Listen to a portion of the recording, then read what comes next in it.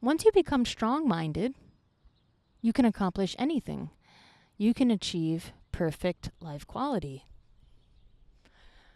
When there is no stress, there is nothing to lose. There is no fear. What is fear? And how do we overcome it?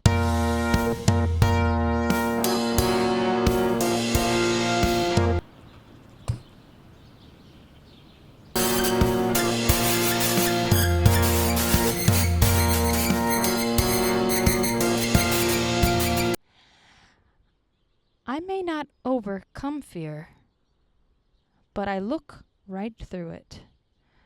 I underlook fear, and it goes right past me.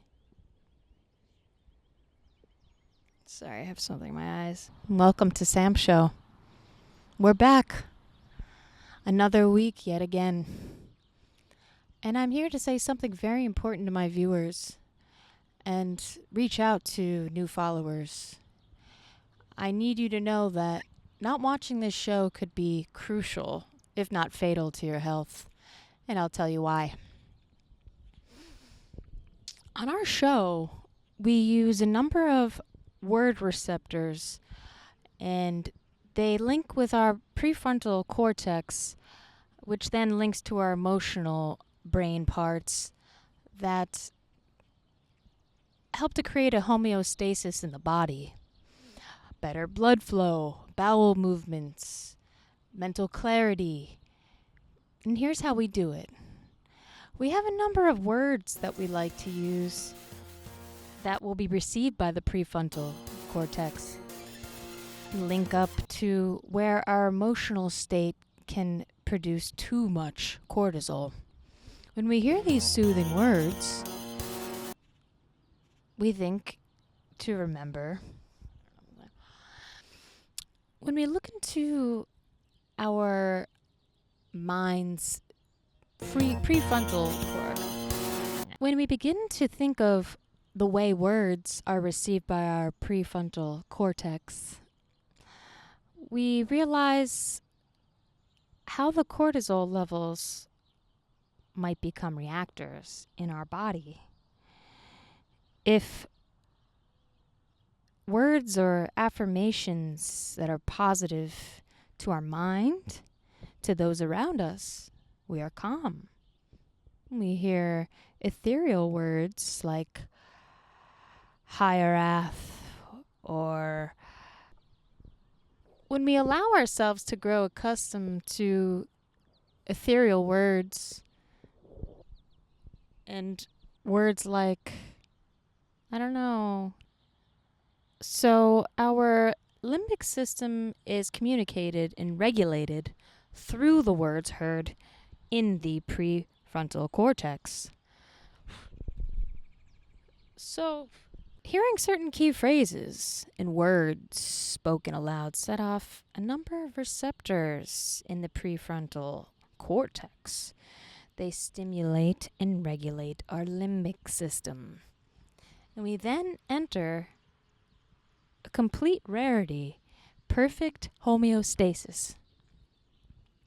Some of my favorite words are not necessarily ethereal, just in the way that they sound, the way that my mind views them, the way I see them and understand them.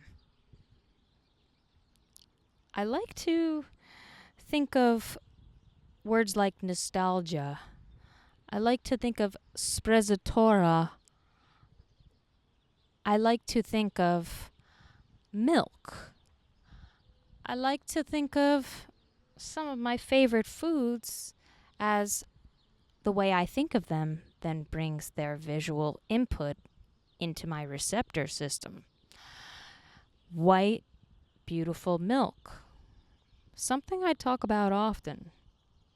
It is one of the best words in the English language, and I will tell you why in the next episode.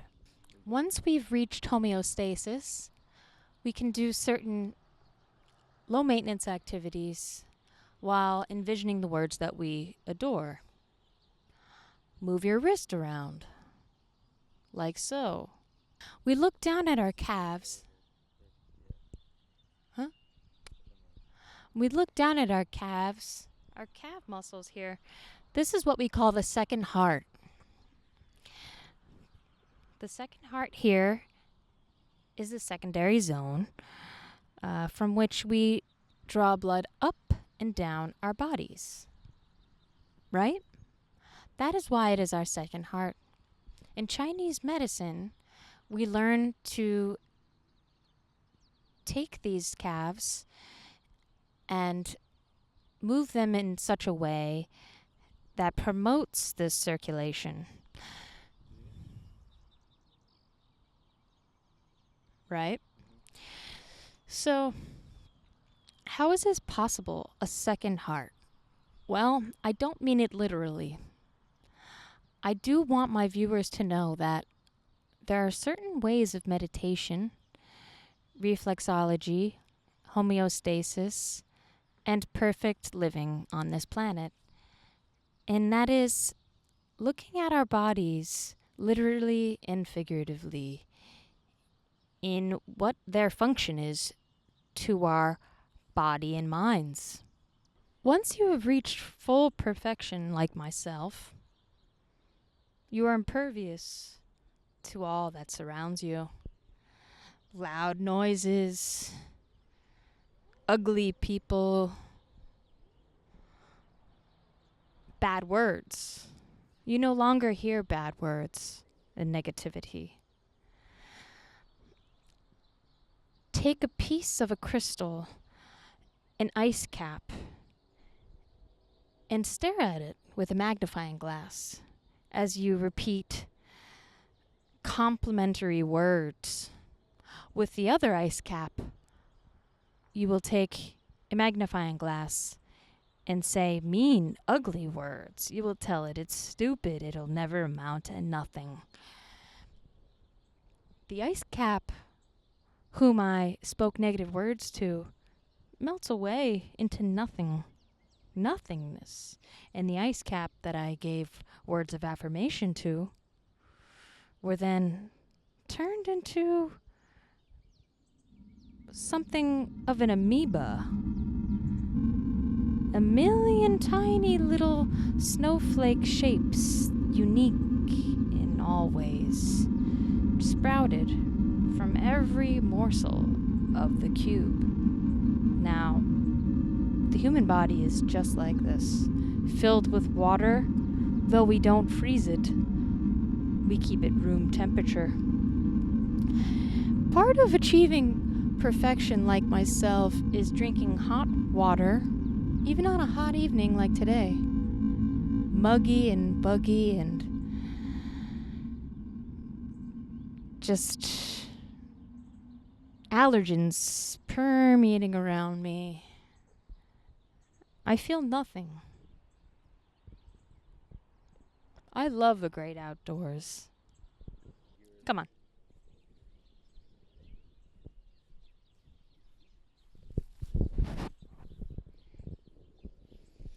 Now, this is really tripping out my trichophobia right now. As you can see here, there's so many tiny little orifices that I really can't stand at the moment, even though I have reached full perfection in near immortality. You see this here? This gnarly little creature? Now, I really love flowers, but it's irritating me to the point of trichophobic fear. Because I am one of the strongest people on the planet, I fight against that fear by touching it and rubbing it. My trichophobia is instantly cured for a moment in time. Fear is gone and lost, and I am not nauseated at all by all the tiny orifices here, like I used to be. No more fear, and it feels good. Feels like little pieces of dandruff that I scratch out of my scalp on not a particularly nervous day just because. There were times in my life where I was so poor I pulled the dandruff licked it from my scalp, and I thought, this is much like salt. And I covered my food with it, my porridge, you name it. I didn't have the money to waste. Now that I've reached perfection, I have infinite money and salt. In fact, I use salt as a currency where I'm from. I have infinite money and salt, and where I'm from, salt is currency. And I'm not talking about the dandruff kind. I will maybe, hopefully, never again have to resort to using my own dandruff as a food enhancer, as a flavor enhancer, as a currency.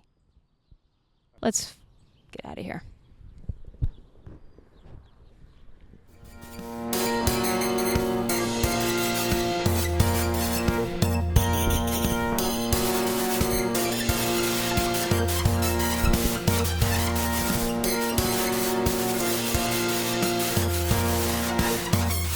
I think this is rosemary, actually.